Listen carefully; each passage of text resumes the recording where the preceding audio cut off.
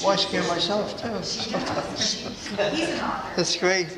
Oh, John, I'll tell you. Yeah. He's the photographer to the stars. Yeah, there you go. Absolutely. Is that your pen or hers? Oh, that's hers. That's Miss Kitty's. So that's great. Beautiful place, huh, John? Yeah. Yeah. Impressive, yeah. All you need is a little bit of money, like 130 million. That's what I was going to say. Ron, meet the photographer to the stars, John Harrison. How are you? Glad to meet you, Nice sir. to see you. Heard a lot about you. John Wesley. Oh, hi. We met before. Sure. Nice to meet you. Steven Spielberg Jr. You put all this stuff in. Well, it's pretty dangerous to be claiming to be a director these days. Right. And I want you to meet the Queen of Newport over here. I haven't seen her in all these years. Yes, I do. Ron Borges, who wrote the book. You're the right co-author. over Oh, you're the Yeah. Nice to meet you. Nice to meet you. How are you? Good to see you. I'm a there. very... She sold the Vanderbilts all of their crap, up, is that right? No, Kidding? this is my other life, but this is my email. Okay.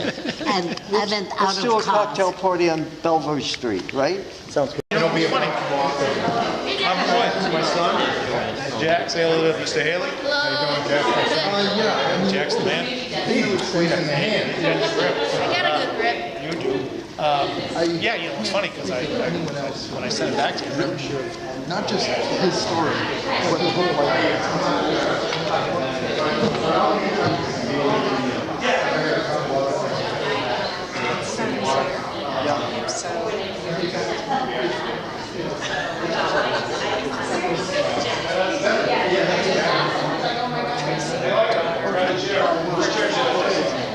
Let's see.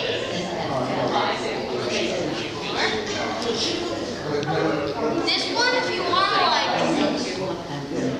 on top of it, it's really enjoyable. 20. That's It's well written. It's for a friend I of mean, mine. he has I think that's going a little... Because I would have had twice the week. I'm going to take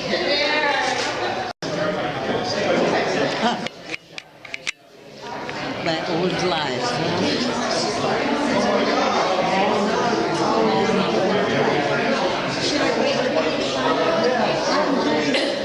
From Belmont, California. Believe it or not.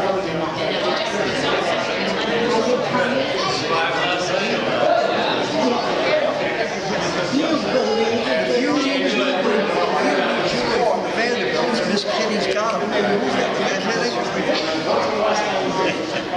I used to have shops all over. This gentleman was my favorite customer. No, but this is a complete... No tickets sold. I'm calling the game. And he said, listen, you son of a bitch, I'm bringing this woman and we're going to play the game. So he brought the woman, Sonia Henning. There was nobody there. They ate his hot dogs and lunch. So please stay for the hot dogs. Anyway, I do want to say and just introduce a few people before Steven Spielberg's son, John Kowalski, put together a tremendous video which will explain my family's life as we get into the book. But I couldn't start without saying that in picking somebody to do this, because I had no intentions of doing it. And most of the stories I told to Bill Martin, he said, forget it.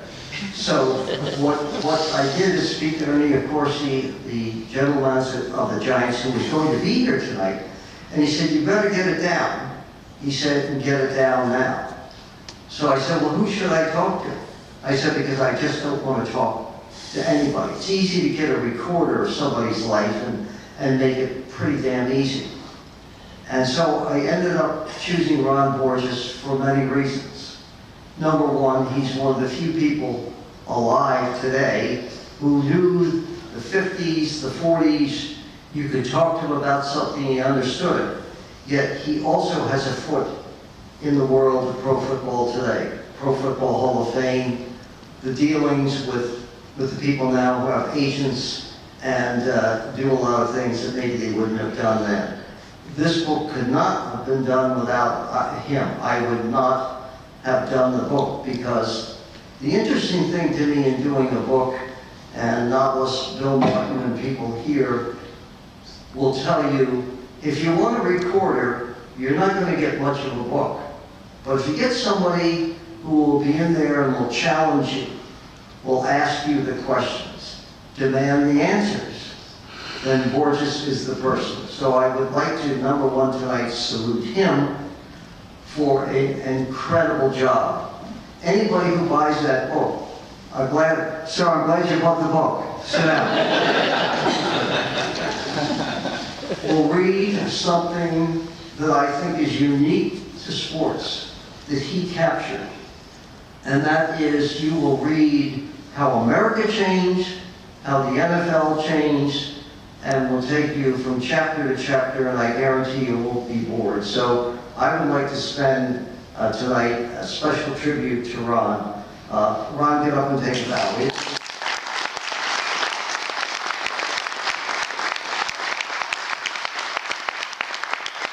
I would also like to introduce his wife, who put up with a lot of crap for a long time. And of course, son Jack, who knows more than any of us. Hi, Jack. Hello. Many times I would call. Ron was going on vacation in Martha's Vineyard. I said, Ron, things need to get done. And he spent his whole vacation, right, Nina? Yep. I'll bet you were pretty that she did. Huh? Joanne?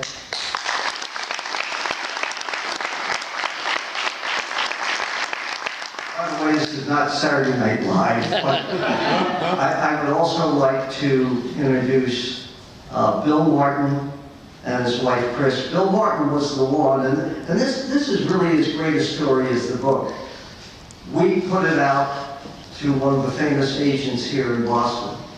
He tried everybody, and they all said, great book, but you know, we want to sell Pete Rose again, so we don't give a damn what it is. It just isn't going to sell. So I went to Martin, and Martin actually was the person that helped us write the proposal, right, Ron, to do this. And I really want to thank him for that, and also his wife, Chris, who is even a bigger critic than any of us. If she says it's okay, then I think we make it.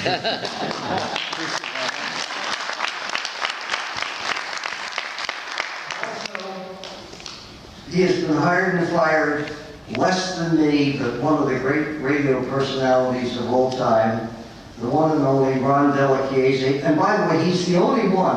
I got fired a lot and nobody gave a damn. But when he finally left, they were picketing the studio. I said, I want to be like that guy. So Ron Delachiese had a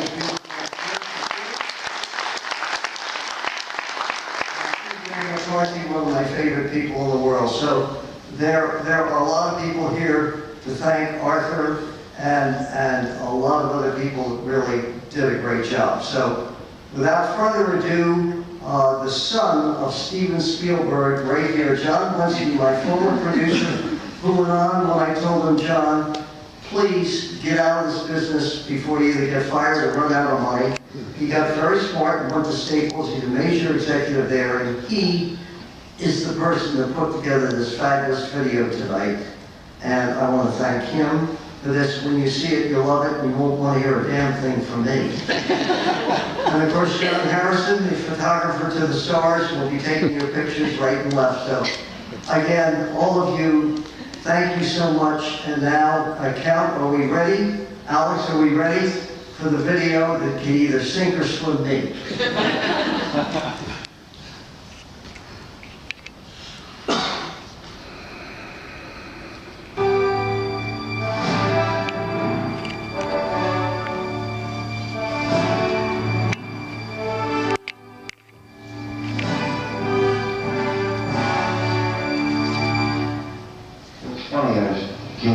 Last night, he looked over the memorial. That she did. Joanne?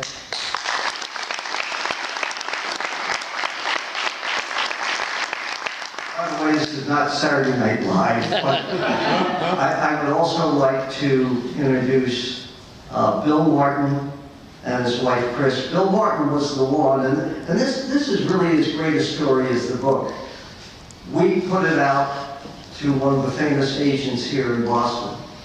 He tried everybody, And they all said, great book, but you know, we want to sell Pete Rose again, so we don't give a damn what it is. It just isn't going to sell.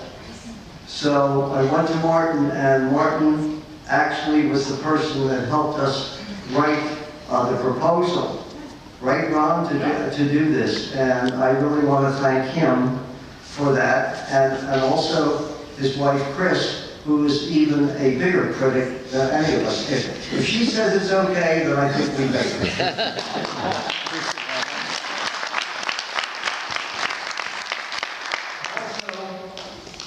He has been hired and fired less than me, but one of the great radio personalities of all time, the one and only Ron Delachiese. And by the way, he's the only one. I got fired a lot and nobody gave a damn. But when he finally left, they were picketing the studio. I said, I want to be like that guy. So Ron Delachiese had a beautiful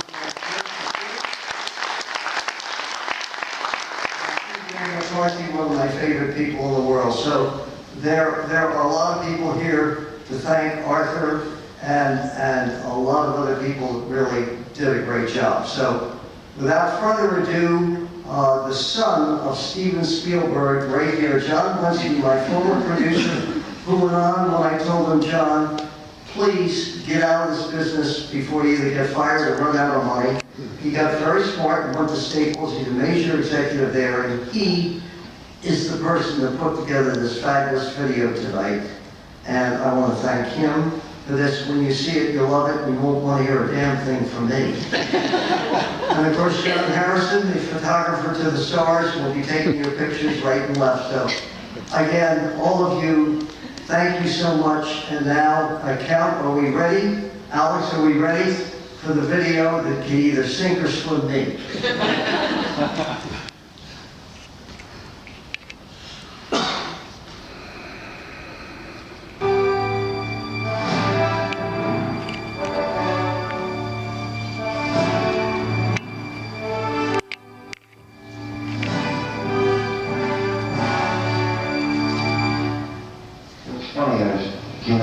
Last night in Upton with a memorial. And at the age of 16, she actually worked in Macy's in New York City, and was the counter perfume girl at that time, 16 years old. And one day, there was a town scout from the Signal College who came by and said, you know, you're a very beautiful young woman. He said, would you ever be interested in trying out? And I said, well, I've never had any children's experience. I'm 16 years old. And he said, well, here's my card. And if you're ever interested, give me a call. So, much against her father's wishes, 2 weeks later she called him, and the rest is history. 2 years later she was on Broadway.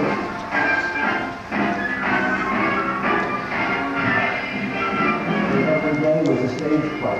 Every day was an entrance out of something out of Sunset Boulevard.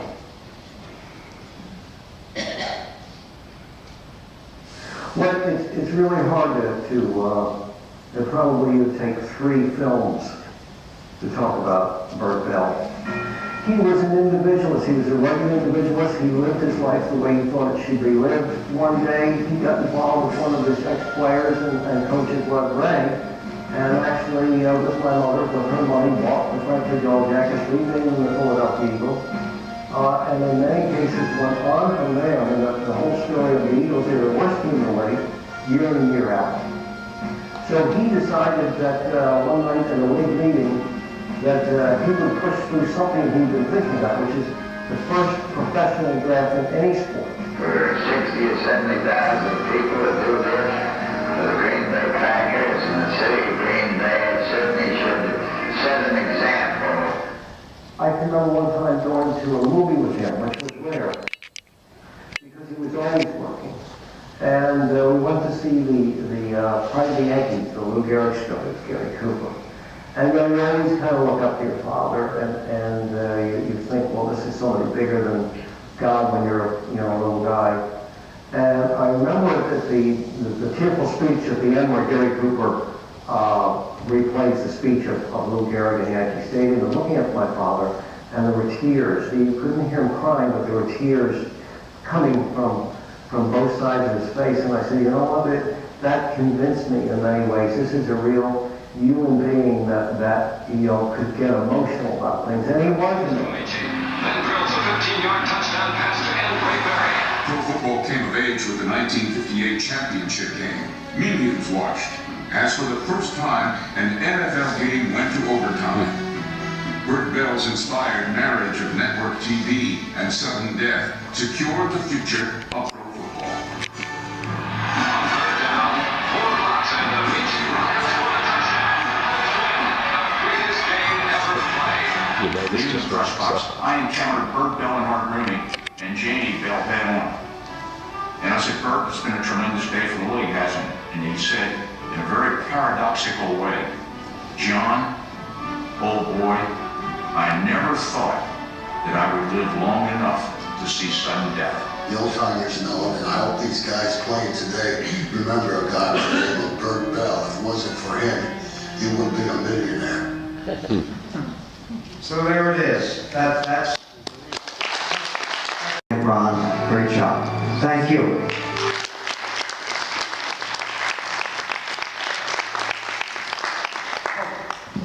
Just one thing I do want to say. The owner of the Harvard bookstore always likes to be in the background, but it's him that actually, because he gets great authors from all over the world, and he agreed to let the standards be lowered a little bit tonight for us to come here. So my thanks to him. And also I forgot, the Patriots official biographer, Bob Heiberg, is here. Bob, just stand up, just say hello. And of course, Ron, you introduce your boss because you need to keep working. That's right, boss. Mark Murphy is over here. Was kind enough to come here tonight after I have a boss, Sean Lang, a lot of bosses. My wife, of course, is the real boss, my friend here, because we are working. So I came over to you and said, what? Well, it's right out of the movies. You know, you expect somebody to come in and say, you know, I really feel badly for all the broken bones and all this other stuff. Everybody comes in and said, Upton, for Christ's sake, I hope you live so we can finish the ball.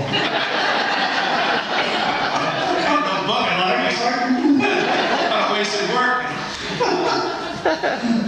But any story about Upton, as you can tell from that, has to start with his mom and his dad, and in this case, particularly his dad, Burt Bell, who, Don Shula has said, saved pro football after World War II, and certainly was one of the most innovative commissioners and the most powerful, really, in history.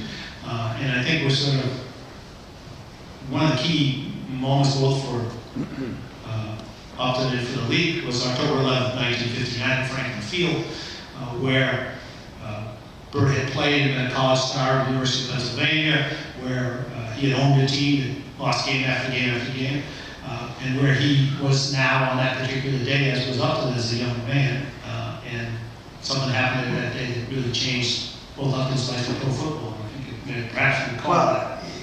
One of the things, and it's still a very difficult thing for me to look at because it was so well written that to this day I told Joanne O'Neill it's a very difficult thing for me to read because it changed my life forever. And the way Ron explains it and sets it up, naturally I'm having a great time playing basketball with Sal and making sure I get home by at least 5 o'clock in the morning. And so I look out the window and I see these, as Ron explains it, 5 cars, and in descending order of importance, my father got in to leave to go to the game in the worst car. We had all the great cars. He got into the car, went to the stadium. He always liked to get there 4 or 5 hours in advance. And of course, I would show up with little hangers-on that I had acquired to go in and see how many tickets I could get. For free, of course. Yeah. For free, you didn't pay for free. Oh, absolutely. And so I went into the ticket office and told him I needed a lot of tickets, and he said, that's okay, and tell him he's going to have to pay them. Come right in, believe me, every book is a good book. So I went into the ticket office and told him I needed tickets and everything else like that. And then we were walking out, And to me, this is the act that kind of carried me through my life in dealing with people. As we walked out, my ex-babysitter, who got $5 extra a week, the starting center for the Eagles, Paul Lipsky, down on his luck, he said, "Bert, I have no money." He said, "Can you help me?" And my father took out his paperclip, which I have, and gave him, I think it was $200. And he said, "I know you're down on your luck. I'll see you tomorrow." That's the last time I saw him. And I will always remember that kindness, and in trying to treat people the same way. He felt sorry. You're not going to get that today. But, you know, it's the other way around. Give me the money back. But so I went over, sat in the stands, and Red Smith, maybe the greatest sports writer of all time, said it's one of the great endings of life. I don't agree. Last 2 minutes of the game, two of the greatest quarterbacks, Hall of Famers, Norm Van Brocklin, Bobby Lane, Tommy McDonald went to the Hall of Fame. The Eagles are driving for the winning touchdown. Tommy McDonald catches it, and as he crosses the goal line, his friend says to me, "Take a look through the binoculars. There's this little guy looking across the field in a brown suit," and the way Ron describes it is unbelievable. And I looked at it and I said, "That's my father." So I jumped out the stands, ran across the field. And as Ron explained it, I'm a tremendous athlete. I mean, I was never out of shape. And yet I found myself out of breath trying to get to the other side. I finally got there, and again, kind of a joke in a bad situation. They tried to save his life by going to the Steelers bench and bringing the oxygen up to try and save him. They got the oxygen on his face and the damn thing didn't work. Some guy screams out, "That poor bastard Bert Bell, he relied on the Steelers when he was coaching them and they failed him again." And of course he died in the stands. We got him in the ambulance and took him up to the hospital, who was very close to there. The other part of the day that people don't know, Hall of Famer, one of the greatest owners of all time, Art Rooney, who he had told before the game, he said, "You know what, we're the have-nots." He said, "We've got to take care of the have-nots. The NFL will never be great until we do this." Rooney was so upset, he had been sitting with the governor, that he ran up the trolley tracks and was almost killed by a trolley on the way to the hospital. He came within inches of being killed. So that's the day that it all ended. As Ron said, the day ended for us, but the day ended for the National Football League. And I remember driving home and saying, life's never going to be the same. But then the second part of the shock, middle of the week, right before the wake, we get a call from the Philadelphia National Bank. Now, my father was great at keeping secrets as much as he loved his family. And the bank said, "This is Pennsylvania National Bank. We have to call you and tell you that we're canceling the loan and the team." And I'm going, "What the hell is this?" What had happened is that he had made a secret deal to retire as commissioner, buy back his whole team, and be back in the thing that he really wanted to be again, which was an owner. The deal was called off. So you lose your father, you lose the team you love, and now you better, as Ron reads, you better get your family in someplace else, because it ain't going to be Philadelphia. So that's basically the story. That's the way the book kicks off. And the way he writes it is very, very dramatic, because it changed my life forever. You're never going to be that way again. And ironically, I was never with my family again after I left. That was it. We were only together again some years later when my mother died. That was it. So your life on that one day, which can happen to every one of us, I always say to people, when you walk out that door, it might sound pretty damn silly, but I am testimony to the fact that your life can be changed like that. And in that case, with Upton, it certainly did in a lot of ways. Within That means through hirings and firings and a lot of other things. But I would tell young people or anybody else, do what you love to do. Because nobody's going to ask you on your deathbed how important you were, or how much money you made. What you're going to ask yourself is, did I have a good time? That's it.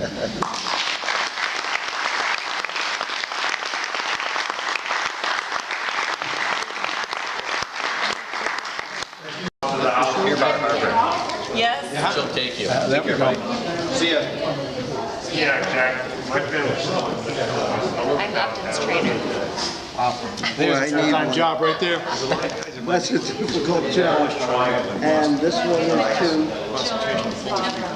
Okay. Special request for I think.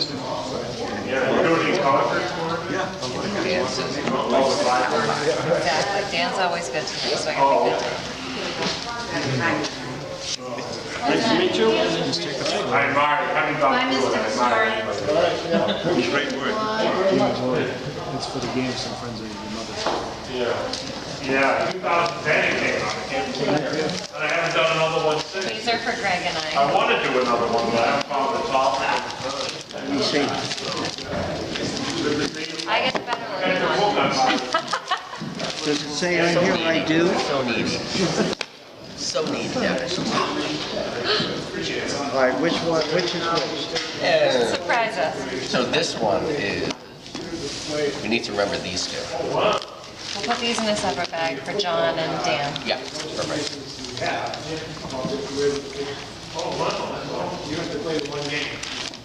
Joe wishes he could be here, but he was working.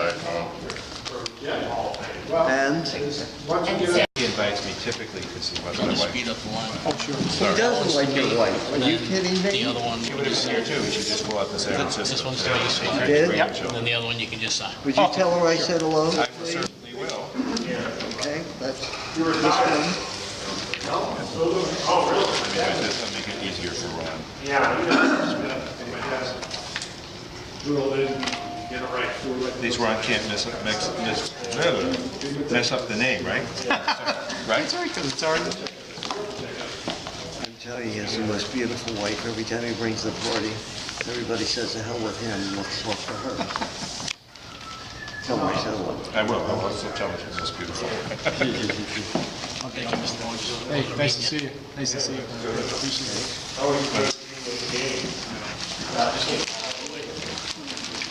it. Enjoyed your comments. They were fun. Thanks. Just wind